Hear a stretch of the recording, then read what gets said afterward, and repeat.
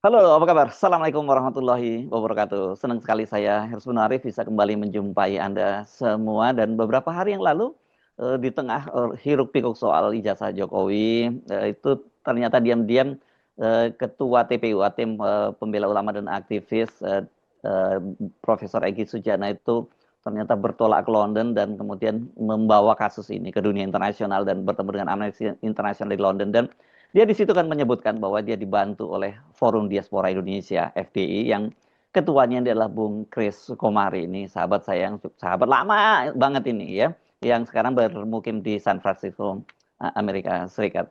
Saya akan ajak Anda untuk bergabung langsung dengan Bung Kris Komari. Assalamualaikum, Bung Kris. Waalaikumsalam warahmatullahi wabarakatuh. Yes, khas Anda selalu pakai apa? Udeng Bali ini ya. Ya, betul, betul. Ya, oke. Oke, Anda bisa jelaskan ini, satu pertama tentu saja berkaitan dengan FDI sendiri ya, Forum Diaspora Indonesia itu, dan kemudian mengapa kasus ini kan persoalan domestik di dalam negeri, ini persoalan hanya ijazah, orang akan menyebutnya begitu ya, pendukungnya Pak Jokowi, ijazah Jokowi, kenapa kemudian soal ini masih mesti dibawa-bawa ke dunia internasional? Oke, terima kasih Bung Hersu. Sebelumnya saya ingin ya atas nama diri saya sendiri dan tentunya teman-teman di Forum Diaspora Indonesia ingin mengucapkan terima kasih atas kesempatan yang diberikan kepada kami untuk memberikan penjelasan seperlunya.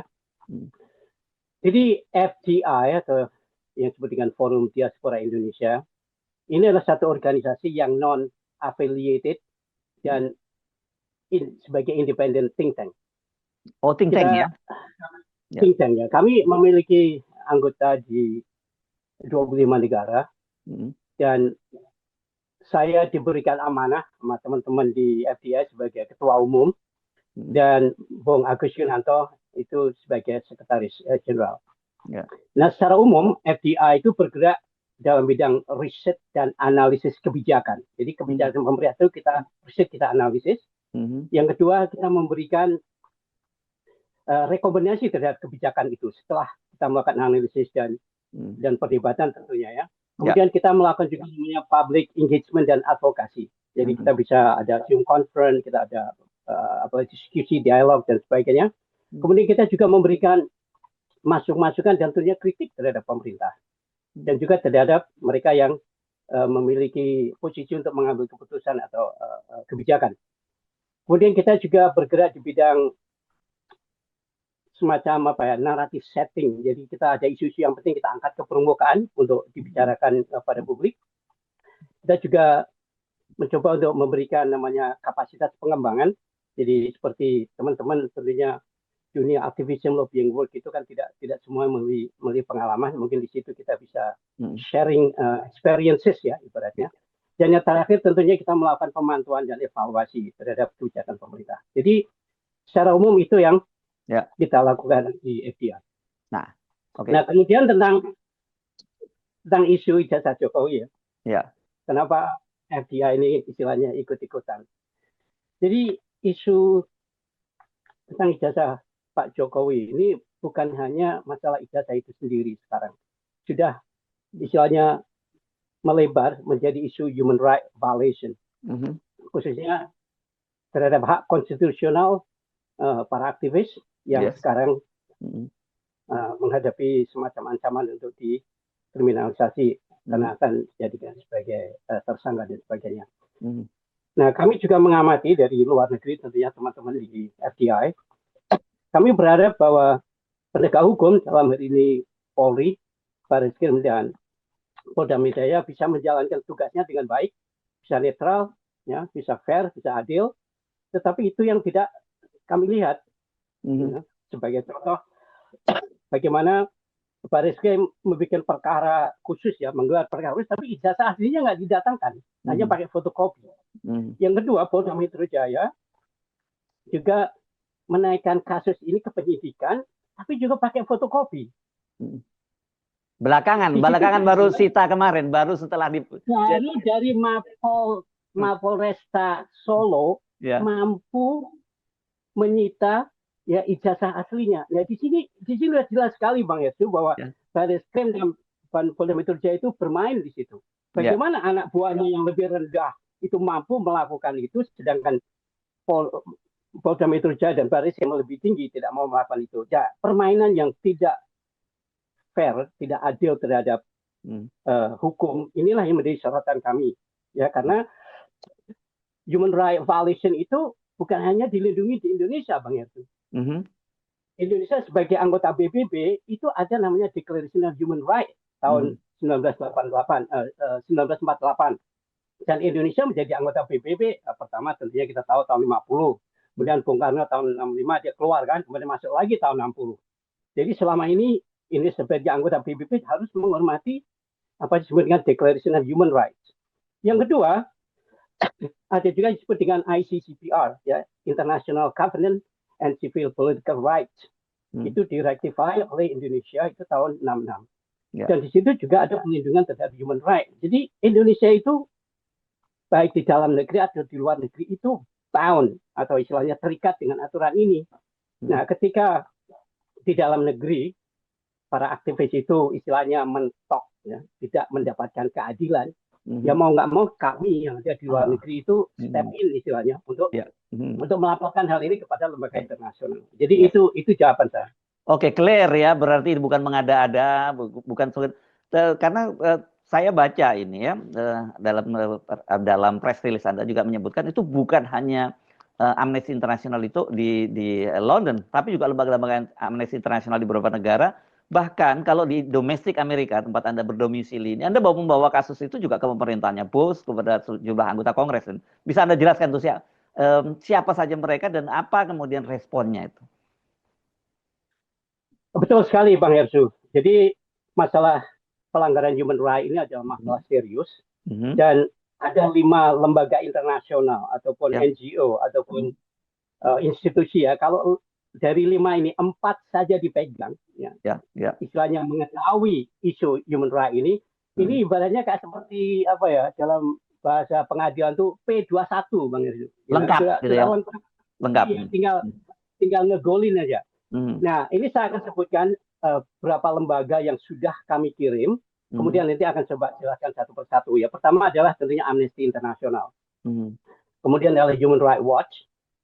Yang Amnesty International ini di UK, kebetulan ini ada anggota kami yang kebetulan ada di sana, Bang Profesor Dr. Egy Sujana, yang dia membawa surat itu langsung kepada representatif di UK, di headquarter di UK. Kemudian Human Rights Watch ini juga kebetulan di FDI itu punya perwakilan di Amsterdam, dan dia juga memberikan secara langsung ya kepada representatif di sana. Kemudian saya mengirim surat juga kepada Presiden Donald Trump dan Vice President J.D. Vance. Dan juga tak lupa kita tentunya kirim surat juga ke Presiden Prabowo Subianto. Kemudian ke US State Department, dalam hal ini ada Sekretariat Marco Rubio. Menteri Luar Negeri, Menteri Luar Negeri Amerika maksudnya ya ini ya. Menteri Luar Negeri Amerika Serikat, ya benar. Kemudian saya mengirim ke anggota US Congress. Di sini ada 3 orang yang saya kirim karena kebetulan kami mengenal mereka dengan baik. Pertama adalah Senator Alex Padilla dari California, senator kami. Kemudian Congressman Mark DeSaulnier, itu adalah congressman di Distrik 8 yang dulu tempat di mana saya berdomisili itu di bawah itu. Nah, saya pernah menjadi lobbyist di US Congress selama 16 tahun ya. Mungkin lebih dari 10 kali saya datang ke kantornya dia di Capitol Hill. Kemudian ada Congressman John Garamandi. Nah, ini dia di Distrik 10. Itu sekarang karena ada redistricting, daerah saya itu masuk ke Distrik 10. Karena itu saya kirim 2. Jadi Anda konstituennya dia lah, kira-kira begitu ya kalau di. Betul. Nah, yang kedua, yang terakhir ini nomor 910 itu adalah namanya Office of High Commissioner Human Rights di PBB yang ada di Jenewa. Dan kemudian ini ada lagi Human Rights Commission yang dibentuk oleh US Congress yang disebut dengan Tom Lantos Human Rights Commission di US Congress. Tapi dari 10 ini ada 5 ini yang sangat kritikal. Pertama adalah Amnesty International, Human Rights Watch, kemudian ada yang disebut dengan OHCHR, which is Office of High Commissioner Human Rights, yang ada di PBB di Jenewa itu. Kemudian ada Tom Lantos yang ada di US Congress, dan yang terakhir adalah US State Department. Karena ketika kita membawa kasus internasional ini ke PBB, kalau sudah didukung Amnesty International, Human Rights, ya, Human Rights Watch, kemudian didukung oleh US Congress, kemudian didukung oleh US State Department, makanya meyakinkan PBB itu hanya soal waktu saja. Jadi ini goals-nya nanti ke PBB itu ya, goals-nya ya? Pada akhirnya kalau seandainya kasus ini berlarut-larut, Bung Hersia, bahwa pelanggaran human rights itu terus terjadi kepada para aktivis, ya mau-mau kita akan menghadap tentunya ke US Congress sama ke PBB. Tapi mudah-mudahan kita tidak harus ke sana. Sebenarnya kita itu sebenarnya malu, Bung Hersu. Kita sebagai orang malu, istilahnya ini isu sepele lagi ini ibaratnya apa? Ini kan ibaratnya apa, dirty laundry yang harus kita umbar ke dunia internasional. Kami itu sebenarnya malu, Bung Hersu, untuk melakukan hal ini. Tapi kami itu merasa terpaksa dan dipaksa oleh kondisi. Jadi kita harus melakukan hal ini. Yes. Oke, ini kan kalau kemudian dilakukan, sebenarnya dampaknya, tekanan nanti, kalau Pak Jokowi sudah nggak peduli lah dia. Soal lembaga-lembaga internasional nggak peduli, PBB aja dia nggak pernah mau datang dan sebagainya. Tapi kan Pak Prabowo ini kalau nggak salah bulan September akan berpidato ya di PBB. Begitu kan, Bung Kris? Betul. Iya. Begini, Bung Asri ya. Ya jelas kecaman dunia itu akan sangat masif terhadap Indonesia. Ya. Karena Indonesia menjadi anggota PBB. Kalau juga sudah rectify ICCPR. Dan di situ ada aturan. Ibaratnya juga kalau misalkan ini sebagai contoh yang terlalu sederhana. Kalau Anda sudah ikut menjadi arisan, ya Anda sudah harus bayar dong. Obligasinya sudah menang arisan, terus nggak mau bayar gimana? Nah, kalau Indonesia itu sudah rectify the covenant, ya kamu harus obligated gitu. Istilahnya itu kan sumpah, itu janji. Nah, human rights violation itu nggak bisa dibikin main-main gitu. Jadi Indonesia, saya sebenarnya tidak ingin lari ke sana ya. Ketika ini kalau terus namanya kriminalisasi dan intimidasi itu dan abuse of power dilakukan kepada para aktivis, kita akan terus memberikan laporan kepada 5 institusi ini untuk mengupdate dan kemudian paling tidak supaya mereka tahu ketika kita benar-benar mengangkat ke dunia internasional, misalnya ke PBB atau US Congress, mereka sudah fully aware, sudah mengetahui segalanya. Ya. Kan makanya saya sebutkan tadi, ini dampaknya sebenarnya kalau kemudian Pak Prabowo tidak mengambil langkah-langkah, itu akan yang terkena adalah pemerintahnya Prabowo. Walaupun sebenarnya kita tahu ini semacam shadow government gitu ya, yang ya shadow power gitu yang ada di pemerintahan, di pemerintahnya Prabowo, dan itu dikendalikan oleh geng Solo kan gitu. Betul sekali, Bung Heru. Sebenarnya ada satu poin yang kita bicarakan banyak di grup FDI ya. Ketika saya menulis surat ke Presiden Trump itu sebenarnya sudah lama, Bung Yasu. Tetapi ketika Presiden Prabowo Subianto itu berdiskusi tentang tarif, ya, kami putuskan untuk tidak mengirim, gitu. Kita tunda dulu karena tidak ingin, ya siapa tahu mengganggu itu ya. Tidak ada economical impact terhadap perbincangan itu, negosiasi itu. Jadi kami itu sebenarnya tidak ingin berbuat sesuatu yang detrimental terhadap Indonesian interest di dunia internasional. Maaf ya, kalau seandainya misalkan ini, kan Presiden Trump itu sudah ada 3 negara yang dikasih tarif tinggi, kenapa? Karena violation human rights. Salah satunya adalah Kamboja, salah satunya Myanmar. Itu kan dikasih tinggi rate-nya, tarifnya 42, 46, 49 gitu. Itu karena sebagian karena human rights violation. Kami tidak ingin Presiden Trump menerima surat ini, misalkan telepon Presiden Prabowo Subianto, hey, kita punya deal 9% nggak jadi deh, karena saya dapat laporan itu banyak human rights violation di negara Anda. Kita kembali ke 32 atau 49, kan repot jadinya. Ya. Jadi Anda menunggu momen itu ya, momen itu clear dulu, baru. Iya, setelah dia keluar kembali ke Indonesia, baru kita kirimkan itu pengertian. Yes. Oke, tapi Anda melihat ini ya, kalau ini tekanan-tekanan semacam ini, tentu saja ini harus, kalau saya nggak yakin lah kalau Jokowi dia merasa bahwa dia bisa sepenuhnya kendalikan di dalam negeri gitu, karena dia. Tapi ini kan harus berhadapan dengan dunia, dan ini yang saya sebut tadi, yang Pak Prabowo kan sangat aktif di dalam diplomasi dunia internasional, dan saya kira Pak Prabowo tidak bisa mengabaikan, tidak boleh mengabaikan soal tekanan-tekanan yang dilakukan oleh para teman-teman forum diaspora ini. Betul sekali, Bang Yusuf. Mungkin dalam kesempatan ini saya ingin merespon pidato Pak Prabowo Subianto ya, dengan segala hormat, Bapak Presiden, with all due respect, ya. kasus Pak Jokowi ini bukan masalah ijazah dan masa lalu. Oke. This is about constitutional right of the people. Ini adalah tentang hak konstitusional rakyat ya sebagai pemegang kedaulatan tinggi. Ketika seorang pejabat publik itu yang telah menikmati namanya gaji dari uang rakyat, fasilitas dari uang rakyat, tunjangan dari uang rakyat, kehormatan dan penghormatan dari uang rakyat, bahkan travel keluar negeri pun dibayar dengan uang rakyat. Mandat yang diberikan sebagai presiden pun dari mandat rakyat. Ya, jadi rakyat itu have every right ya untuk mengetahui apa yang menjadi namanya public record atau menjadi public domain. Contohnya juga kalau seorang itu tidak mencalonkan diri menjadi pejabat publik, itu sudah tidak ada lagi namanya private apa ya hak private gitu ya. Jadi semuanya sudah menjadi public domain, sudah tidak lagi menjadi private domain. Kalau ada orang yang ingin mencalonkan menjadi pejabat publik tapi tidak siap menerima public scrutiny, tidak siap menerima public criticism, tidak siap menjadi public oversight, ya jangan mencalonkan diri menjadi pejabat publik. Jadi aja misalkan penjual mebel kayak atau pedagang kayak gitu. Jadi ada konsekuensinya ketika seseorang itu tidak mencalonkan diri menjadi pejabat publik, dan ibaratnya kalian itu seperti rumah yang berkaca gitu. Ya. Harus siap untuk menerima public criticism, public scrutiny, public oversight. Demikian Bang Irfan. Oke.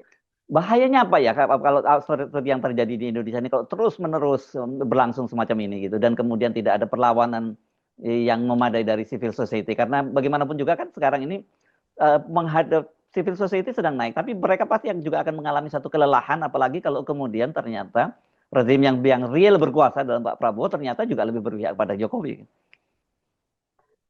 Saya kasih jawaban ada dua hal yang kemungkinan buruk akan terjadi ya Bang Yasio bila namanya injustice seperti ini terus berjalan.